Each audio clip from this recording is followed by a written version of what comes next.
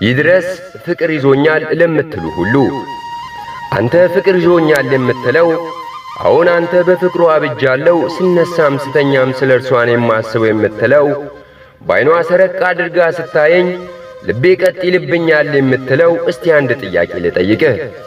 አያድርገውና በመጀመሪያ ያያት ቀን ያፈዘዘ አይኗ ቢፈስ ቀልብን ስቦ ያስደነገጠክ መልኳ ቢጠቁርና ቢጠፋ እስከ ወገቧ የረዘመው ጸጉሯ ቢቆረጥና አቅርባት ጓደኛ ካደረካት በኋላ የወደድክላት ጸባዋና ሥርዓቷ ተለውጦ ክፉና ደረቅ ብትሆንብህ አንጀትን ያርሰው የነበረው አረማመዷና ቅልጥፍናዋ በበሽታ ተቀምጦ አልጋ ላይ ሆና ብታቃስት አሁንም ከርሷ ጋር ትሆናለህን?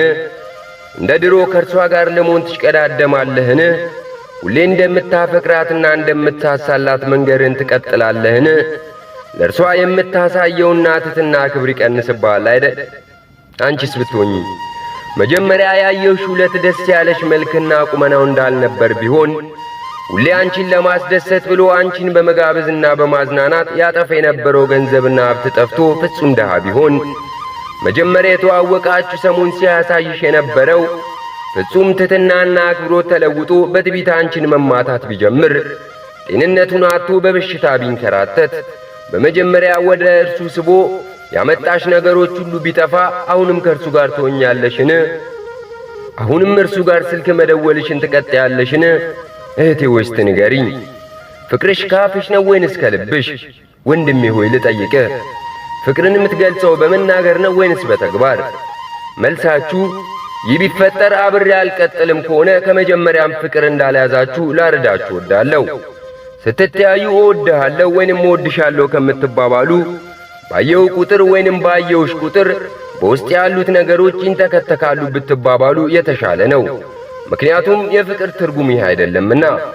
ፍቅርማ ምን እንደሆነ ራሱ ፍቅር የሆነው ኢየሱስ ክርስቶስ በሚገባ አስተምሮናል። እርሱ ከምድር አፈር ካበጃጀም በኋላ የሕይወትን እስትንፋስ እፍ ካለብን በኋላ ፍጥረት ሁሉ መልካም እንደሆነ ተመልክቷል። ያኔ አምሮብን ተከብረን ሳለ ወዶናል።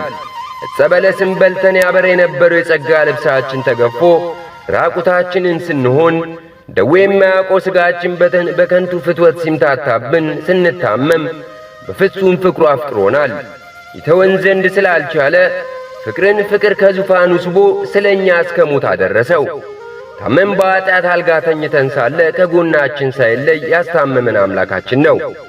እስከ መጨረሻው ድረስ በኃጢአት የከረፋነውን ሳይጠየፍ ተጠግቶ ቁስላችንን በቁስሉ ያከመን መድኃኒታችን ኢየሱስ ክርስቶስ ነው።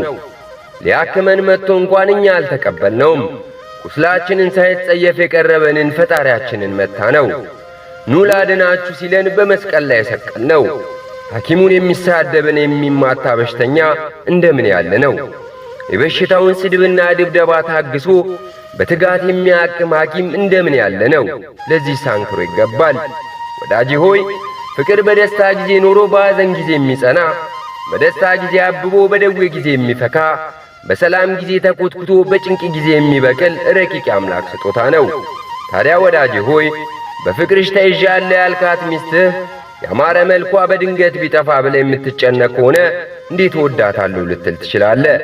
ጤናዋን አጥታ አልጋ ላይ ብትተኛ ጥላት ለመሄድ የምታስብ ከሆነ እንዴት ወድሻለሁ ልትላት ትችላለህ?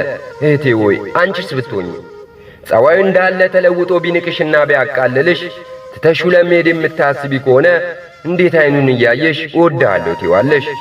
ቢመታሽ እንኳን ምቱን ታግሰሽ እርሱን ለማከም ካልፈቀድሽ እንዴት አፈቅራለሁ ትይዋለሽ? ፍቅር ይታገሳል። የማትታገሱ ከሆነ እንዴት ፍቅር ይዞኛል ትላላችሁ? አምላክ ያሳየንም ፍቅር ለሌሎች በመስጠት ክርስቶስን ልንመስል ይገባናል። እህቴ ሆይ ወዳጅሽ በክፉ ሱስ ተጠምዶ በትዕቢትና በንቀት ልቡ ተነድፎ ቢያንቋሽሽሽ ለእርሱ የምትሰጪው ፍቅር እንዲጎድል አትፍቀጂ። የፈለገ ተለውጦ የማታውቂ ሰው ቢሆንብሽ ለእርሱ የምትሰጪውን እንክብካቤ በትጋት ፈጽሚ። ያለ ንግግር ፍቅርሽን የሚነግሩትን ዐይኖችሽን ከዐይኖቹ አታንሺ። ወንድሜ ሆይ የሚስትህን የምትወድላት ጸባያን ረስታ ደረቅና የምታውክ ብትሆንብህ እንኳን በስስት የምታያት በፍቅር መመልከትን አትንፈጋት። አምላክስ በሕመማችን ጊዜ ዐይኑን ከእኛ ድንገት ቢያነሳ ኑሮ ወድቀን እንደምንቀር አንተም ዐይንህን ከሚስት ላይ አታንሳ። ጌታ በፍጹም ፍቅር ወዶናልና እርስ በርሳችሁ በሚያስታግሰው እውነተኛ ፍቅር ተዋደዱ፣ በፍቅርም ቃል ተነጋገሩ እንጂ አትቆጡ ይለናል። ቸሩ አምላካችን እግዚአብሔር ሆይ የአፍ ብቻ ሳይሆን የልቦና በመናገር ብቻ ሳይሆን በተግባር የምንገልጸው እውነተኛ ፍቅርን ስጠን።